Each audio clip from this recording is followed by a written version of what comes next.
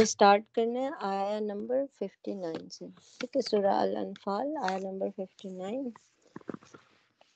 اعوذ باللہ من الشیطان الرجیم، بسم اللہ الرحمن الرحیم۔ ولا اور نہ، یحسبن ہرگز گمان کریں، الذین وہ جنہوں نے، کفروا کفر کیا، سبقوا کہ وہ سبقت لے گئے، انہم بے شک وہ، لا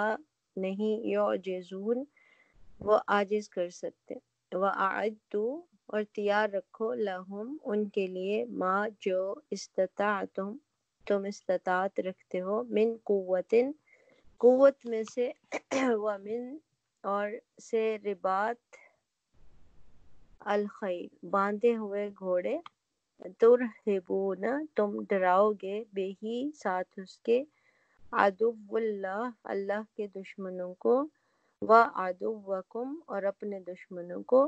وآخرین اور کچھ دوسروں کو، من دونہم ان کے علاوہ، لا نہیں، تعلمونہم تم انہیں جانتے، اللہ اللہ یعلمہم وہ جانتا ہے انہیں، وما اور جو تنفقو تم خرچ کرو گے، من شیئن کچھ بھی، فی سبیل اللہ اللہ کے راستے میں، یوفا وہ پورا پورا دیا جائے گا، الیکم تمہیں، وانتم اور تم، لا تظلمون نہ تم ظلم کیے جاؤ گے، وَإِنْ اور اگر، جنحوا وہ مائل ہوں، للسلم صلح کے لیے، فجنح تو آپ بھی مائل ہو جائیں، لہا اس کے لیے، وتوکل اور توکل کیجیے، علی اللہ اللہ پر، انہ بے شک وہ، ہوا وہی ہے، السمیع خوب سننے والا، العلیم خوب جاننے والا، وَإِنْ اور اگر، یریدوا وہ چاہیں، ان کے، یخدعوک وہ دھوکہ دیں آپ کو، فإن تو بے شک، حسبک کافی ہے آپ کو، اللہ اللہ، ہوا وہی ہے، الذی جس نے، ایدک تائید کی آپ کی، بنصرہ ساتھ اپنی مدد کے، وبالمؤمنین اور ساتھ مومنوں کے، وَأَلَّفَ اور اس نے الفت ڈال دی، بین درمیان، قلوبہم ان کے دلوں کے، لو اگر، انفقتا خرچ کرتے آپ، ما جو کچھ، فی الارض زمین میں ہے، جمیعا ساری کا سارا، ما نہ، الفتا الفت ڈال سکتے تھے آپ، بینا درمیان، قلوبہم ان کے دلوں کے، ولیکن اور لیکن، اللہ اللہ نے، الف الفت ڈال دی، بینہم ان کے درمیان، انہ بے شک وہ، عزیز بہت زبردست ہے، حکیم بہت حکمت والا ہے، یا ایہا النبی اے نبی، حسبک اللہ کافی ہے آپ کو اللہ، ومن اور اسے جو، اتبعک پیروی کرے آپ کی، من المؤمنین مومنوں میں سے، تو یا ایہا النبی اے نبی، حرض دی رغبت دلائیے، المؤمنین مومنوں کو، علی القتال جنگ پر، ان اگر، یکن ہوں گے، منکم تم میں سے، 20 20 صابرون صبر کرنے والے، یغلبوا وہ غالب آ جائیں گے، 200 200 پر، وَإِنْ اور اگر، یکن ہوں گے، منکم تم میں سے، 100 یغلبوا وہ غالب آ جائیں گے، 1000 پر، من الذین ان میں سے جنہوں نے، کفروا کفر کیا، بِأَنَّهُمْ بوجہ اس کے کہ وہ، قوم ایسے لوگ ہیں، لا یفقہون جو سمجھ نہیں رکھتے، الآن اب، خفف ہلکا کر دیا بوجھ اللہ اللہ نے، عنکم تم سے، وعلم اور اس نے جان لیا، انا بے شک، فیکم تم میں سے، ضعفا کمزوری ہے، فإن پس اگر، یکن ہو، منکم تم میں سے، 100 صابراتن صبر کرنے والے، یغلبوا وہ غالب آ جائیں گے، 200 پر، وَإِنْ اور اگر، یکن ہو، منکم تم میں سے، 1000 یغلبوا وہ غالب آ جائیں گے، 2000 پر، بِإِذْنِ اللہ اللہ کے اذن سے، واللہ اور اللہ، مع ساتھ ہے، الصابرین صبر کرنے والوں کے۔ ماں کانا نہیں ہے لنبی کسی نبی کے لیے ان یکونا کہ ہو لہو اس کے لیے اس اسرا قیدی حتیٰ یہاں تک کہ یثخنا وہ اچھی طرح خون بہا دے فی الارض زمین میں۔ تریدون تم چاہتے ہو عرض الدنیا سامان دنیا کا، واللہ اور اللہ یرید الآخرہ چاہتا ہے آخرت، واللہ اور اللہ عزیز بہت زبردست حکیم خوب حکمت والا ہے۔ لولا اور اگر نہ ہوتا کتاب لکھا ہوا من اللہ اللہ کی طرف سے سبق جو گزر چکا لمسکم البتہ تمہیں پہنچتا فیما اس کے بدلے میں جو تم نے لیا عذاب عظیم بہت بڑا۔ فکلوا پس کھاؤ مما اس میں سے جو غنیمت پائی تم نے حلال طیباً پاک واتقوا اور ڈرو اللہ سے ان اللہ بے شک اللہ غفور الرحیم بہت بخشنے والا اور بہت رحم فرمانے والا ہے۔ 69 تک انشاءاللہ پڑھتے ہیں۔ تو ہم لوگ لاسٹ آیات میں ہم نے پڑھا تھا وعدہ خلافی کے اوپر کہ اگر کسی قوم سے معاہدہ کیا ہوا ہو اور ان سے خیانت کا خدشہ ہو تو ان کے ساتھ وعدہ توڑا جا سکتا ہے، یا تو اگر تو علالعنان اپنا وعدہ توڑے مخالف کو تو یعنی کہ مسلمانوں پر بھی کوئی کنڈیشن نہیں ہے کہ وہ اپنا معاہدہ ان کے ساتھ جاری رکھے، اور اگر وہ لوگ بغیر بتائے بھی اگر وعدہ توڑتے ہیں جو بھی معاہدہ ہے تو بھی ان کے معاہدے کو اعلانیہ توڑ دو۔ تو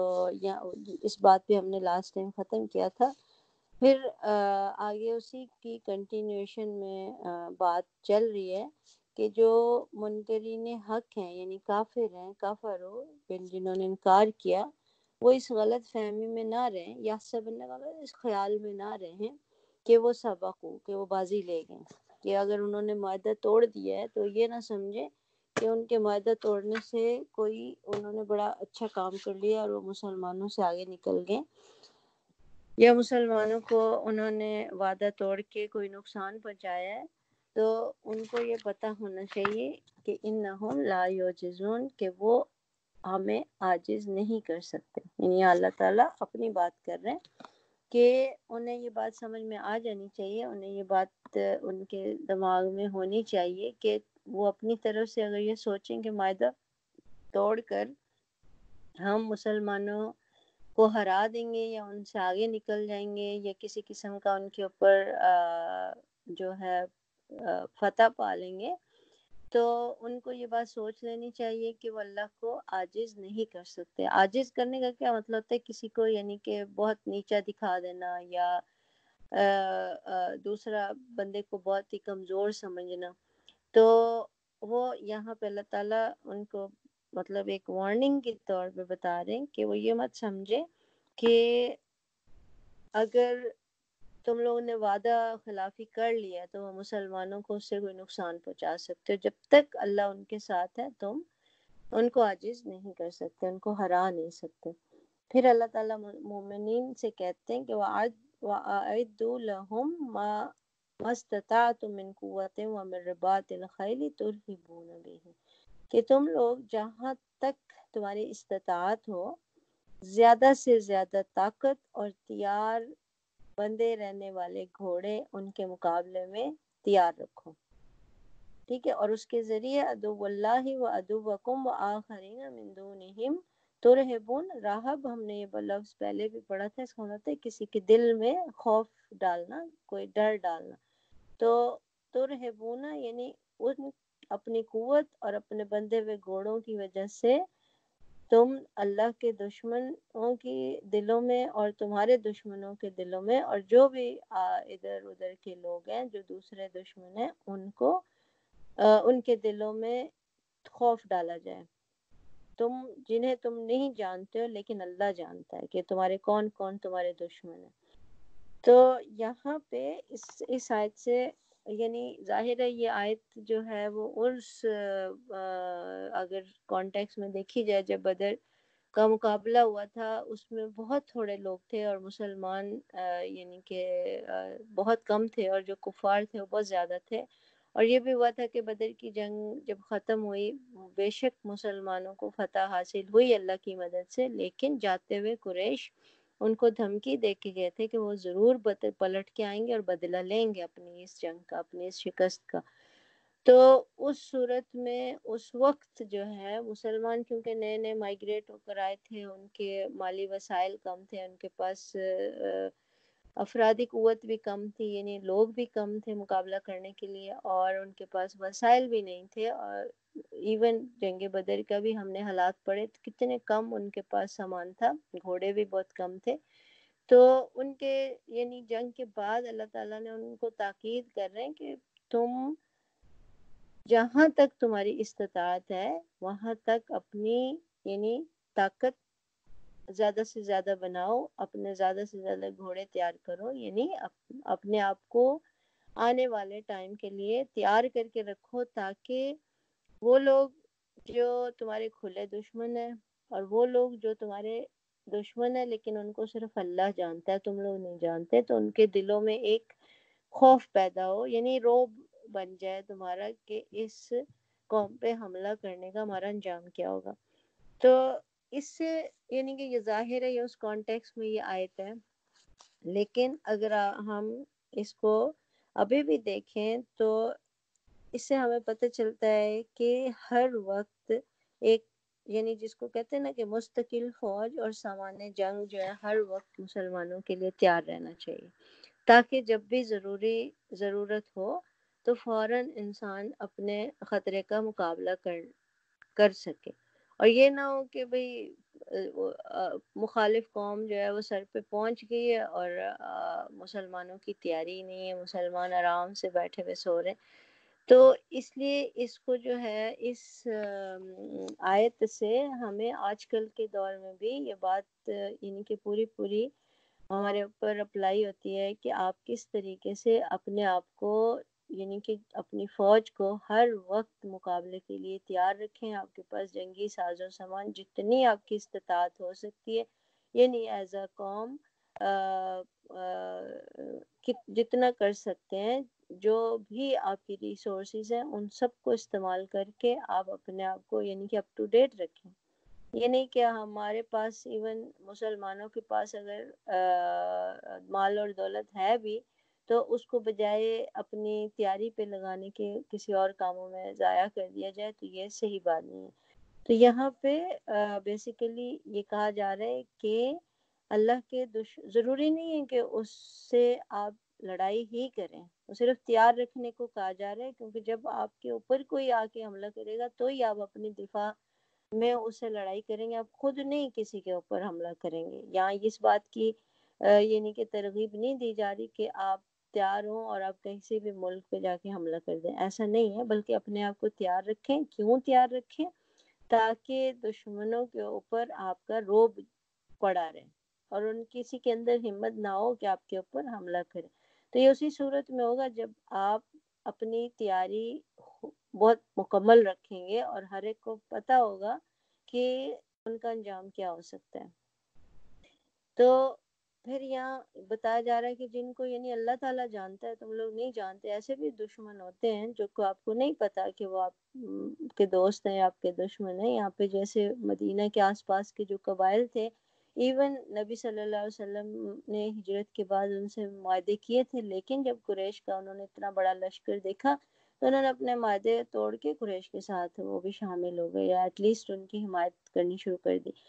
تو ایسے لوگوں کے بارے میں اور علی اعلان جو دشمن ہیں ان کے بارے میں، دونوں کے لیے یعنی کہ ایک خوف کا اور ایک رعب کا باعث بنتا ہے اگر آپ کی اچھی یعنی کہ فوجی تیاری ہو، آپ کی اپنی اچھی دفاعی یعنی طاقت ہو۔ تو وما تنفقوا من شيء في سبيل الله يوفى إليكم وأنتم لا تظلمون۔ تو اللہ کی راہ میں جو کچھ تم خرچ کرو گے اس کا پورا پورا بدلہ تمہاری طرف پلٹایا جائے گا اور تمہارے ساتھ ہرگز ظلم نہیں ہوگا۔ تو یہاں خرچ کرنا کس سینس میں خرچ کرنا، کہ اپنے آپ کو مقابلے کے لیے تیار کرنے کے لیے جو چیز بھی آپ سامان لگائیں گے اس کو آپ یہ سوچیں کہ آپ اللہ کی راہ میں خرچ کر رہے ہیں، ٹھیک ہے۔ تو لوگ مسلمانوں کو اس وقت یعنی کہ مومن جو تھے ان کو اس بات پہ ابھارا جا رہا ہے کہ ابھی تم لوگ کمزور ہو، بے شک تمہاری مالی حالت کمزور ہے، لیکن اگر تم لوگ اپنے آپ کو تیار رکھنے کے لیے مقابلے کے اللہ کے دشمنوں کے مقابلے میں اپنے آپ کو تیار رکھنے کے لیے خرچ کرو گے، تو یعنی کہ اس کے اوپر اللہ کی راہ میں خرچ کرو گے، پیسے لگاؤ گے، تو یہ یاد رکھو کہ اس کا پورا پورا اللہ تعالیٰ بدلہ دے گا۔ یہ وفا سے جیسے ہم کسی کو پورا پورا بدلہ دینا۔ اور پھر جب بھی اللہ کی راہ میں خرچ کرنے کی بات کرتے ہیں اور اللہ کی طرف سے جو پورا پورا بدلہ ہوتا ہے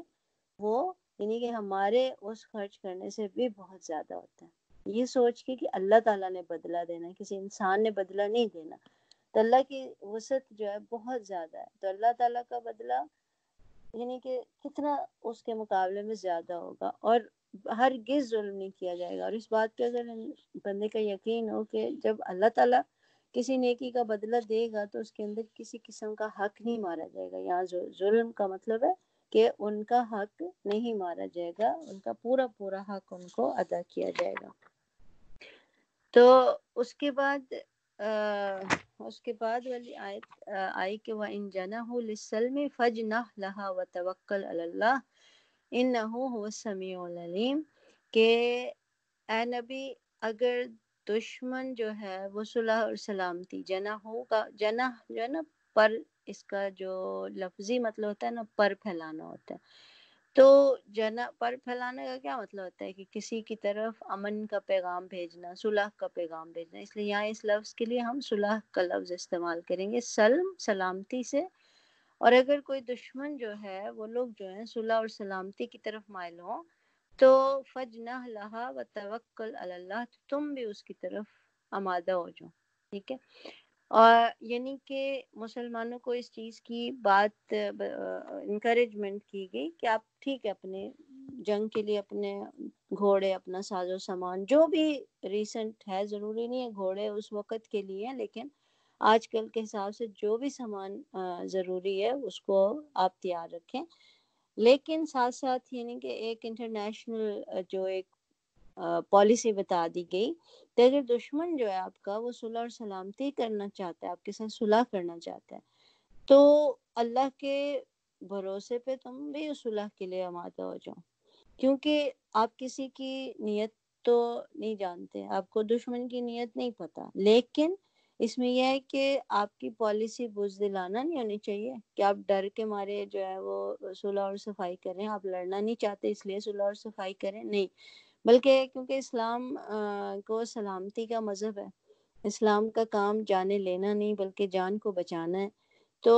اب اگر دشمن جو ہے مسالت کی خواہش کرتا ہے تو بے تکلف اس کے لیے تیار ہو جاؤ، اور صلح کے لیے ہاتھ بڑھانے سے کبھی بھی انکار نہیں کرنا چاہیے کہ یہ سوچ کے کہ بھئی دشمن کی تو نیک نیت ہی نہیں ہے بلکہ ہمیں دھوکہ دینے کے لیے صلح کر رہا ہے، تو اس کی نیت پر شبہ کر کے کیوں انسانی جانوں کو ضائع کیا جائے؟ اگر وہ واقعی صلح کی نیت رکھتا ہے تو تمہیں کیا پتہ کہ وہ نیت رکھتا ہے، یعنی تو اس لیے کہا جا رہا ہے کہ ان سے صلح کر لو اور اللہ پہ توکل کرو، کیونکہ اللہ سب کچھ سننے والا اور جاننے والا ہے، کیونکہ دلوں کے حال اللہ جانتا ہے، اللہ تعالیٰ کو پتہ ہے کہ وہ بے ایمانی سے صلح کر رہا ہے یا سوچ سمجھ کے یا واقعی میں صلح کر رہا ہے، لیکن مومن کا کام کیا ہونا چاہیے کہ اللہ پہ توکل کر کے ان سے صلح کر لے، کیونکہ بہادری جو ہوتی ہے وہ ہمارے اوپر نہیں ہونی چاہیے بھروسہ، بلکہ اللہ پہ بھروسہ ہونا چاہیے۔ ہم یہ نہیں سوچ سکتے کہ ہم اتنے تیار ہیں، ہمارا ساز و سامان پورا تیار ہے، ہم اتنے بہادر ہیں کہ ہم اپنے بل بوتے پہ دشمن کو شکست دے سکتے ہیں، ایسا نہیں ہے، بلکہ ایون آپ کی پوری تیاری، آپ اپنے آپ کو بہت طاقتور سمجھ رہے ہیں، آپ اپنے آپ کو بہت زیادہ یعنی کہ دشمن کے مقابلے میں تیار سمجھ رہے ہیں، تو اس کے باوجود جب تک اللہ کی مدد نہیں آئے گی آپ کامیاب نہیں ہو سکتے۔ تو یہاں پہ کہا جا رہا ہے کہ صلح کے لیے اگر ہاتھ بڑھائیں تو اس کے جواب میں تم بھی صلح کر لو تاکہ تمہاری اخلاقی یعنی کہ برتری ان پہ ثابت ہو جائے، سے پتہ چلے کہ تمہاری اخلاقیات ان سے زیادہ بہتر ہے۔ تو یہ سوچ کے نہیں کہ بھی تم بزدل ہو اس لیے صلح کر لو، بلکہ یہ اللہ کے بھروسے پہ اپنے آپ کو یعنی کہ صلح کرنے سے آپ کی اخلاقی برتری ثابت ہوگی، اور اگر وہ لڑائی کرتے ہیں تو پھر ان سے مقابلہ کرو، اور پھر تاکہ کبھی کوئی بھی اگر بے ایمانی سے صلح کر رہا ہے اور پھر وہ لڑائی کر لیتا ہے تو ان کا مقابلہ کرو اور ان کو جو ہے شکست دو، تاکہ وہ نیکسٹ ٹائم یہ نہ سوچے کہ بھئی ہم ان کو ایزیلی ہرا سکتے ہیں، ان کو یہ نہ ہو کہ وہ جرأت نہ کرے کہ آپ کو کمزور سمجھے، کہ وہ یہ سوچ کے صلح کی تھی کہ آپ کمزور ہیں، آپ صلح ضرور کریں لیکن اپنے آپ کو تیار رکھیں، موقع آنے پر آپ ان کو ثابت کر کے دکھائیں کہ آپ نے صلح جو ہے وہ صرف اچھائی کے لیے کی تھی، نہ کہ اپنے آپ کو کمزور سمجھنے کے لیے، ثابت کرنے کے لیے۔ تو یہاں سے یہ بات بھی اب یہ والی آیت کتنی یعنی کہ فوراً تیاری کے ساتھ یہ آیت دی گئی، لیکن ہمارے عموماً ذہنوں میں کیا ہوتا ہے کہ جب بھی کوئی قرآن کی کوئی اعتراض کرنا چاہتا ہے تو وہ سب سے پہلے یہ کہتے ہیں کہ اسلام میں قرآن میں تو بہت زیادہ یعنی کہ لڑائی کا حکم دیا گیا ہے، لڑائی کا حکم دیا گیا ہے، جہاں کہیں ان کو پاؤ ان کو قتل کر دو، اسی آیت کو سب لوگ کوٹ کرتے ہیں۔ اب اگر اس آیت کو بھی دیکھا جائے تو اس میں کیا ترغیب دی جا رہی ہے کہ صلح کر لینا بہرحال بہتر ہے، صلح کر لو اللہ کے توکل پر، اور اس کو پھر جواب میں کوئی نہیں بتاتا ہے، کیونکہ مسئلہ یہ ہوتا ہے کہ اتنا لوگوں کو پتہ نہیں ہوتا کہ خالی لڑائی کا ہی حکم نہیں دیا گیا بلکہ صلح کا بھی حکم اسی طرح دیا گیا جس طرح لڑنے کا حکم دیا گیا۔ تو وَإِن يُرِيدُوا أَن يَخْدَعُوكَ فَإِنَّ حَسْبَكَ اللَّهُ وَهُوَ الَّذِي أَيَّدَكَ بِنَصْرِهِ وَبِالْمُؤْمِنِينَ، تو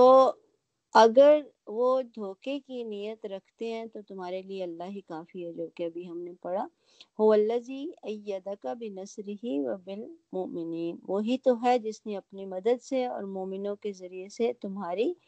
تائید کی، یعنی کہ مدد کے اللہ تعالیٰ نے ابھی جب جنگ بدر کی بات ہو رہی ہے تو جنگ بدر ختم ہو گئی جب یہ والی آیتیں ہم اس کانٹیکس میں پڑھ رہے ہیں کہ جنگ کے بعد کیا ہوا، تو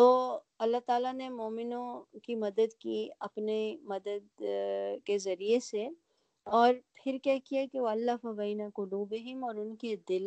ایک دوسرے کے ساتھ جوڑ دیے۔ اب لو انفقت ما فی الارض جميعا ما الفت بین قلوبہم، کیا یہاں اللہ تعالیٰ ان کو چیلنج کہہ رہے ہیں کہ تم اگر زمین کی پوری دولت بھی یعنی ساری کی ساری دولت خرچ کر دیتے تو بھی ان کے دلوں کے درمیان محبت نہیں ڈال سکتے تھے، لیکن یہ اللہ ہی ہے جس نے ان کے دلوں کو جوڑ دیا، یعنی مومنین کی آپس میں جو ایک ایمان کی وجہ سے محبت ہوتی ہے وہ اللہ کی طرف سے ہوتی ہے۔ تو اب یہ وہ جو معاہدہ ان کے درمیان یعنی جو جس کو ہم کہتے ہیں نا بھائی چارہ، جس کو عام اردو میں ہم بہت استعمال کرتے ہیں، اور اخوت جو ان کو بھائی بھائی جیسے بنا دیا گیا تھا، یعنی مہاجرین اور انصار جب آئے تھے انہوں نے کہا تم ایک دوسرے کے بھائی بھائی ہو، تو اب کسی کے کہنے سے تو کوئی بھائی بھائی نہیں ہو جاتا نا، تو یہ ایمان کی طاقت تھی اور یہ اللہ کی طرف سے یعنی ان کے لیے ایک خاص رحمت تھی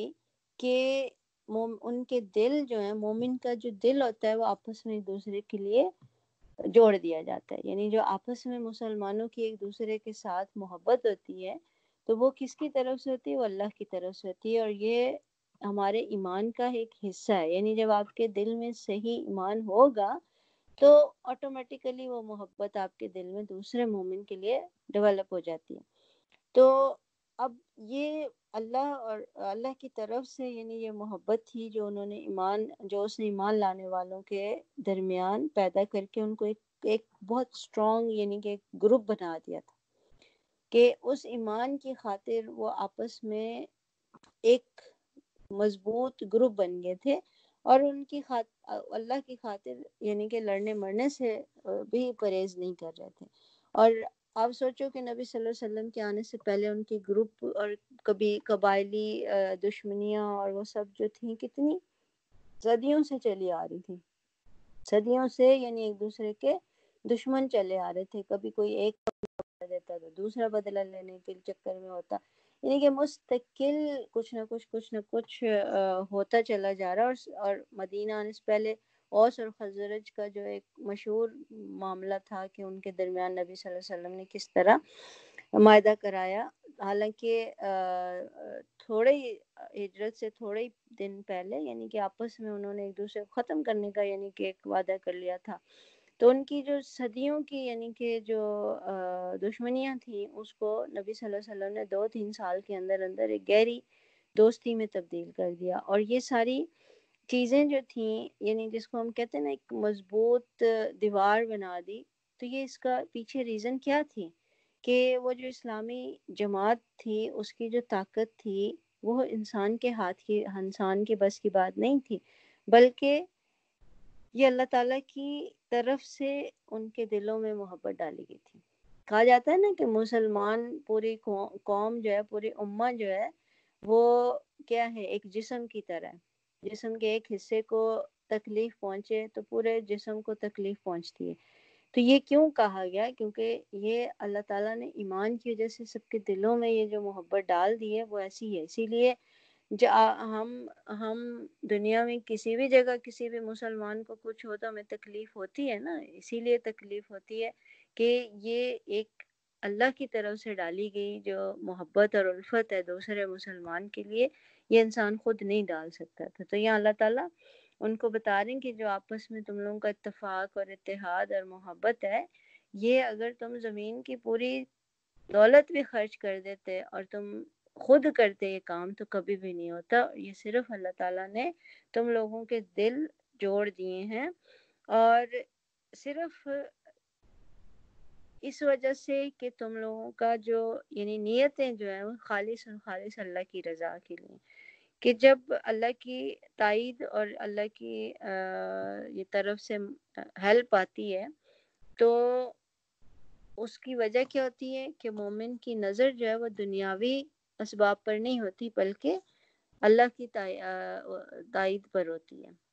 کہ جو کچھ بھی کام بنے گا وہ صرف اللہ کی طرف سے بنے گا. تو یقیناً وہ بڑا زبردست عزیز حکیم، یعنی بہت قوت والا، حکیم، حکمت والا ہے.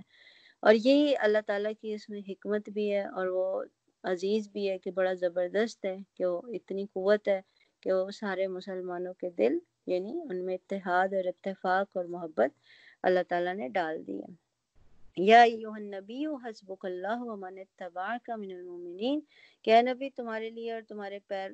پیروکاروں کے لیے یعنی اہل ایمان کے لیے تو بس اللہ ہی کافی ہے. حسبک اللہ یعنی کہ اللہ ہی کافی ہے. اگر لوگ مومنین جو ہیں وہ نبی کی پیروی کریں گے تو وہ سارے مومنین اور نبی ان کے لیے کیا ہے؟ اللہ ہی کافی ہے. ان کو کسی اور پہ توکل کرنے کی ضرورت نہیں ہے. تو جب آپ اللہ پہ اپنا پورا توکل کر لیتے ہیں تو پھر آپ کسی بھی دنیاوی چیز کے بارے میں آپ کو پریشانی نہیں ہوتی ہے. چاہے آپ کے پاس کیا کہتے ہیں جنگی ساز و سامان جو کہ ابھی ہم بات کر رہے ہیں کم بھی ہوگا نا، تو اگر آپ کا ایمان مضبوط ہے، آپ کی صفوں میں اتحاد موجود ہے اور آپ کا اللہ پہ توکل ہے تو پھر اللہ کی مدد آئے گی ہی آئے گی، اس میں کوئی شک نہیں ہے. پھر نبی صلی اللہ علیہ وسلم کو کہا جا رہا ہے کہ یا ایھا النبی حرض المؤمنین، کہ اے مومن، اے نبی صلی اللہ علیہ وسلم مومنوں کو جنگ پر ابھارو، علی القتال یعنی جنگ پر. حرض کا مطلب ہے موٹیویٹ کرو، ان کو ابھارو. کس طریقے سے؟ کہ ان کو یہ بتاؤ کہ ان یکم منکم 20 صابرون یغلبوا 200، کہ اگر تم میں سے 20 آدمی، 20 یعنی 20 لوگ جو ہیں وہ صابر ہوں تو وہ 200 پر بھاری ہیں، 200 پر غالب آ جائیں گے. 200 کا مطلب 200. تو آپ سوچو کہ 20 آدمی اس لیول کے ہوں، ان کا اللہ پر توکل ہو، پکا ایمان ہو دل میں کہ اللہ کی طرف سے مدد آئے گی، تو وہ 200 لوگوں پر غالب ہو سکتے ہیں. اور اگر 100 آدمی ایسے ہوں یعنی جن کی بات ہو رہی ہے صابرون کی، تو وہ کن پہ؟ جو لوگ انکار کرتے ہیں کافرو، ان کے 1000 آدمیوں پر یعنی کہ غالب آ جائیں گے. मियतैन। तो अब सोचो कि 100 आदमी 1000 पे गालिब आ जाएंगे और 20 आदमी 200 पर आ जाएंगे। क्यों गालिब आ जाएंगे? क्योंकि जो काफिर हैं या इनकार करने वाले लोग हैं, वो ऐसे लोग हैं जो समझ बूझ नहीं रखते, जिनको किस चीज़ का शऊर नहीं, किस चीज़ की समझ बूझ नहीं रखते, अपने मकसद की। यानी कि आप सोचो कि जो मकसद है, जो शख्स अपने मकसद का सही शऊर रखता हो, सही समझ रखता हो कि उसका पर्पस क्या है, तो ऑफ कोर्स वो उसको पता हो कि वो जिस चीज़ के लिए लड़ रहा है, वो जिस चीज़ के लिए जान की बाजी लगाने आया है, वो उसकी जान से ज़्यादा कीमती है। तो फिर ऑफ कोर्स वो उसके लिए तो पता है कि वो अगर उसकी जान ज़ाया भी हो गई तो कोई फ़र्क नहीं पड़ता। तो इसलिए यहाँ पे जो है ना, यानी कि ये अखलाकी क़ुव्वत जिसको यहाँ साबिरून है ना, यानी उसकी अखलाकी क़ुव्वत को यहाँ कहा गया कि वो समझ बूझ रखेंगे। जब जो लोग समझ बूझ नहीं रखते, इसका मतलब है कि वो उनमें ये कमज़ोरी है। क्योंकि अगर कोई आदमी बेशऊरी के साथ लड़ेगा तो उसको क्या, यानी कि समझ नहीं होगी कि वो क्यों लड़ रहा है, तो वो नहीं लड़ सकता ना, उसको फिर अपनी जान की फ़िक्र ज़्यादा होगी। तो इसलिए जो शऊर के साथ अपने मकसद को सामने रख के लड़ेगा तो उसकी ताकत, यानी मोरल ताकत बहुत ज़्यादा बढ़ जाती है, अखलाकी ताकत बहुत ज़्यादा बढ़ जाती है। तो अब चाहे वो जिस्मानी ताकत में दोनों बराबर हों, लेकिन असल कमज़ोरी किस चीज़ की कमज़ोरी है? अपने मकसद के ऊपर यकीन की कमज़ोरी है। ठीक है, इसकी वजह से उनको बताया गया कि अगर जो है 20 आदमी होंगे तो 1000 आदमियों पर भारी हो जाएंगे, और ऐसे 100 आदमी होंगे तो वो 1000 आदमियों पर भारी हो जाएंगे। फिर अल्लाह ताला ने बोला कि अच्छा अल-आन खफ़फ़ अल्लाहु अन्कुम। अब ये बात पहले बताई गई, यानी उन लोगों के लिए जो वाकई में बहुत ही, यानी दिलो जान से पूरा, यानी तवक्कुल 100% अल्लाह के ऊपर उनका ईमान। फिर यहाँ कहा गया कि अच्छा अल्लाह ने तुम्हारा बोझ हल्का कर दिया और उसे मालूम है कि अभी तुम में कमज़ोरी है। तो यहाँ से ये पता चला कि अभी, यानी कि मोमिन लोगों में कमज़ोरी है। किस चीज़ की? ईमान की, तवक्कुल की अभी कमज़ोरी है, यानी अभी उनके अंदर दुनियावी ख्वाहिशें बाकी हैं। तो बस अगर तुम में से 100 आदमी साबिर हों तो 200 पर, और 1000 आदमी ऐसे हों तो 2000 पर। अल्लाह ताला ने यहाँ पे उनकी तादाद बढ़ा दी। ठीक है ना, फ़यकुम मिनकुम मियतुन साबिरतुन यग़लिबु मियतैन के पहले 20 आदमी 100 पे भारी थे, अब 100 आदमी को 200 पे और 1000 आदमी को 2000 पे, यानी दोगुना कर दिया। गालिब आएंगे और अल्लाह उन लोगों के साथ है जो सब्र करने वाले हैं। तो यहाँ कंडीशन किस चीज़ की लगा दी? सब्र करने के साथ। तो अब सब्र की जो सिफ़त है वो एक लाज़मी शर्त है कि आप साबिर हों और फिर आप मुकाबले पे आएँ, तो फिर आप इतने लोगों पर भारी होंगे। तो फिर उसका मतलब ये पहले 1 और 10 की जो एक रेशो बताई गई थी कि अब क्योंकि तुम लोगों में कमज़ोरी आ गई है, तो अल्लाह ताला ने 1 और 2 की निस्बत यानी कायम कर दी है। लेकिन इसका ये सही मतलब ये है कि असूली हैसियत से तो उतना ही रेशो रहेगा जो पहली आयत में है कि 10 के ऊपर 100 भारी होंगे। लेकिन क्योंकि अभी तक इन लोगों की अखलाक की तरबियत मुकम्मल नहीं हुई है, तो और अभी तक यानी कि तुम्हारा शऊर और तुम्हारी समझ बूझ का जो पैमाना है वो भी उस लेवल तक नहीं पहुंचा जहाँ तक कि उसको पहुंचना चाहिए। तो इसलिए अब तुम्हें अपने से दुगनी ताकत में टकराने से कोई तामुल नहीं होना चाहिए। ठीक है, तो ये उस वक़्त है जब लोग बदर में, ये ज़ाहिर है हालात किस तरह के थे और इब्तदाई थे, ताज़ा-ताज़ा इस्लाम में दाखिल हुए थे, यानी जो मदीना के लोग थे, तो उनकी जो तरबियत थी वो भी यानी इब्तदाई हालत में थी। और जब उनकी ये यानी इखलाकी हालत, उनका दिल की हालत, उनका ईमान इतना उस लेवल पे पहुंच गया, तो फिर तो वो वाकई 1 और 10 की रेशो कायम हो गई उनकी। यानी कि ऐसे बाद में ऐसे बहुत सारे मौके आए जिसमें कुफार बहुत ज़्यादा थे और मुसलमान बहुत कम थे, लेकिन अल्लाह ताला ने उनको गलबा दिया। तो अल्लाह उन लोगों के साथ है जो सब्र करने वाले हैं। फिर कहा कि किसी नबी के लिए ये अच्छी बात नहीं है कि उसके पास कैदी हों اور جب تک کہ وہ زمین میں دشمنوں کو اچھی طرح کچل نہ دے، بیسیکلی حتیٰ یسخن فی الارض، یعنی ختم نہ کر دے، ان کو مار نہ دے، یعنی اردو میں ہم اس کو محاورتاً کہیں گے اچھی طرح ان کو کچل نہ دے یا ختم نہ کر دے۔ تو ہوا یہ تھا کہ بدر کے موقع پہ بھی جب قریش چھوڑ کے میدان چھوڑ کے بھاگ گئے تھے تو مسلمانوں نے اس کا بہت دور تک پیچھا نہیں کیا تھا۔ تو ہوا یہ تھا کہ جنگی، کیونکہ جنگ پہلی جنگ تھی تو ابھی ان کے پاس بہت زیادہ رولنگز نہیں تھیں، جنگ کے احکامات بہت زیادہ نہیں تھے، تو آخر میں جو سورہ محمد تھی اس کے اندر جو جنگ کے احکامات تھے وہ اس سے پہلے نازل ہوئی تھی، تو اسی کے مطابق انہوں نے جو لوگ بچ گئے جنگ میں ان کو جنگی قیدی بنا لیا تھا۔ اور جنگی قیدی بنانے کے بعد اس سورہ میں ایک یہ قاعدہ قانون بنایا گیا تھا کہ اگر وہ فدیہ دے کے ان کو آپ چھوڑ سکتے ہیں، ٹھیک ہے۔ تو انہوں نے اس میں بھی جتنے جنگی قیدی ان کو بدر میں جو بھی گرفتار ہوئے تھے ان کو فدیہ وصول کر کے اور چھوڑ دیا تھا، تو جس کے اوپر کچھ صحابہ جو تھے وہ اس چیز کے اوپر خوش نہیں تھے اور کہ ایسا کیوں کیا، لیکن کیونکہ اس کے علاوہ ان کے پاس کسی قسم کی کوئی رولنگ نہیں تھی، جنگ کے احکامات نہیں تھے، ان کے پاس کوئی رول بنے ہوئے نہیں تھے، قانون نہیں تھا کوئی، تو اس لیے انہوں نے اسی کو فالو کیا جو ان کے پاس پہلے سے موجود تھا۔ تو یہاں پہ اس سورہ میں ان کو یہ بتایا جا رہا ہے کہ کسی بھی نبی کے لیے یہ بات صحیح نہیں ہے کہ اس کے پاس قیدی ہوں جب تک کہ وہ زمین میں دشمنوں کو اچھی طرح کچل نہ دے، یعنی کہ قیدی بننے ہی نہیں چاہیے تھے، بلکہ اگر بدر کے موقع پہ وہ مسلمان اس لشکر کا اور دور تک پیچھا کرتے اور ان کو اچھی طرح ان کی قوت کو ختم کر دیتے تو ان کے پاس کم سے کم قیدی آتے، وہ دھمکی دے کے نہ جاتے کہ ہم تمہارا مقابلہ کریں گے، یعنی اس وقت ایک مستقل ہی فیصلہ ہو جاتا۔ تو اس میں بھی اس وقت یہی ہوا تھا کہ قریش کی فوج جب بھاگ گئی چلی گئی تو مسلمان واپس سے مال غنیمت اور کفار کے آدمیوں کو مطلب پکڑنے لگ گئے، تو اگر اس وقت پوری طاقت سے ان کا تعاقب کرتے تو قریش کا مطلب اسی روز ہی ان کی طاقت ختم ہو چکی ہوتی اور وہ دوبارہ ہمت نہیں کرتے مقابلہ کرنے کی، لیکن یہاں پھر اللہ تعالیٰ نے خود ان کو وارن کر دیا پورے مسلمانوں کو کہ اگر تم ان کو دشمن بنانے کی بجائے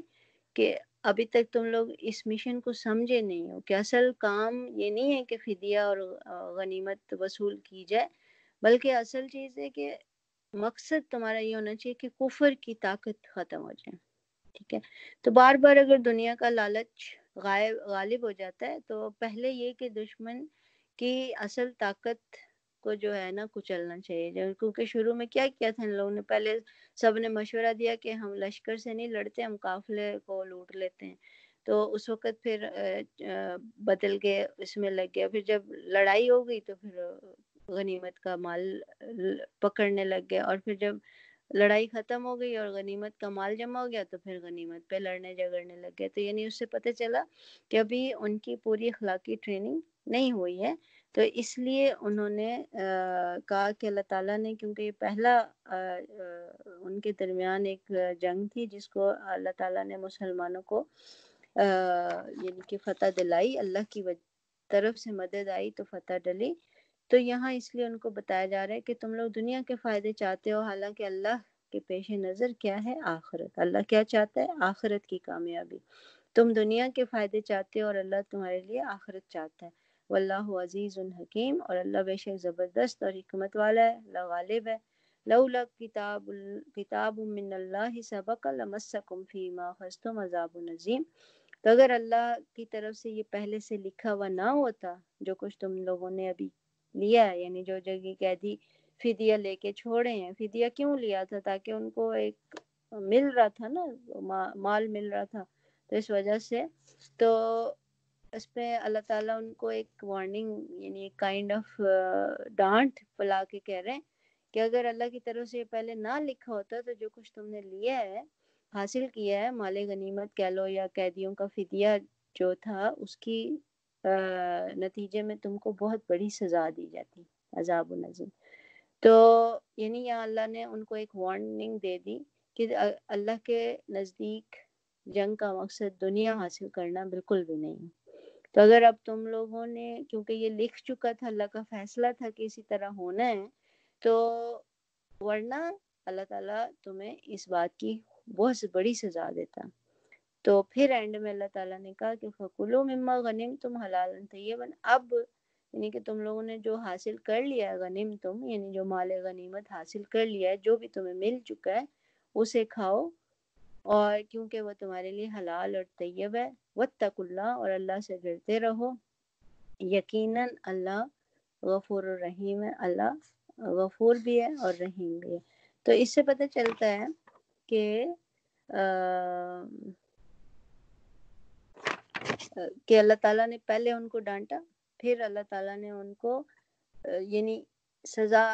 کی بھی دھمکی دے دی کہ اگر یہ بات اللہ کی طرف سے پہلے سے تعین نہیں کی ہوتی تو تمہیں سزا ملتی. پھر اللہ تعالیٰ نے ان کو کہا کہ اللہ سے ڈرو، یعنی اللہ سے معافی مانگو، اور اللہ یقیناً معاف کرنے والا اور مہربان ہے. یعنی یہاں پہ اللہ تعالیٰ نے ان کی یہ جو غلطی تھی یہ معاف کر دی، پھر ان کو اس بات کی اجازت بھی دے دی کہ ہاں جو غنیمت کا مال حاصل کیے اس کو تم لوگ حلال اور پاک سمجھ کے استعمال کر لو. تو ٹھیک ہے، ہم یہاں پہ ختم کرتے ہیں 69 پہ انشاءاللہ.